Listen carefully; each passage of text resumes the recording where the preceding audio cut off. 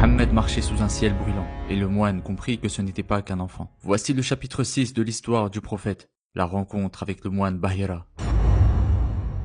Mohammed grandissait sous la protection de son oncle, Abu Talib, un foyer simple, sans richesse, mais rempli d'amour et de respect. Il était discret, observateur, toujours juste. À la Mecque, les gens l'appréciaient déjà.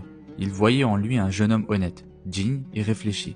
Il ne criait pas, il ne mentait pas, il ne s'imposait jamais, mais personne ne l'oubliait. Très jeune, il commença à travailler. Il gardait les troupeaux, aidait dans les affaires de caravane. Il n'avait ni fortune, ni rang, mais il avait la confiance. Et surtout, il avait le regard d'un homme déjà habité par quelque chose de plus grand. Un jour, son oncle l'emmena avec lui dans un voyage vers la Syrie. Ils marchèrent longtemps avec une caravane de Quraysh, chargée de biens et d'attentes. Ils firent halte à Bouchra, une ville proche des frontières byzantines. Là-bas vivait un moine chrétien, connu sous le nom de Bahira, un homme de solitude, érudit, versé dans les anciens livres. Mais ce jour-là, quelque chose l'alerta.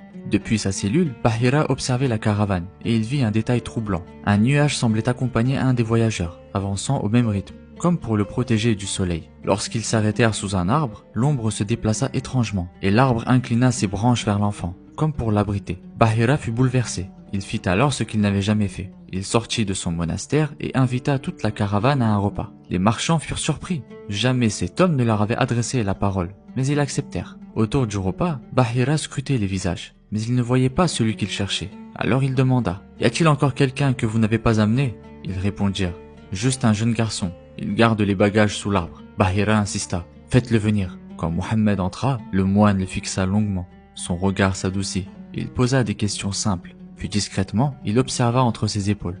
Et ce qu'il vit le bouleversa. La marque des prophètes. Il se tourna vers Abu Talib. « Quel lien as-tu avec cet enfant ?»« C'est mon fils, » répondit-il. « Non, il ne peut pas être ton fils. Son père ne doit plus être en vie. » Abu Talib répondit: « Tu dis vrai, il est mon neveu. Son père est mort alors qu'il était encore dans le ventre de sa mère. » Bahira prit une longue inspiration et dit à voix basse: « Je jure par celui qui tient mon âme, cet enfant sera un jour envoyé à toute l'humanité. » Et il ajouta: « Ramène-le chez toi, protège-le.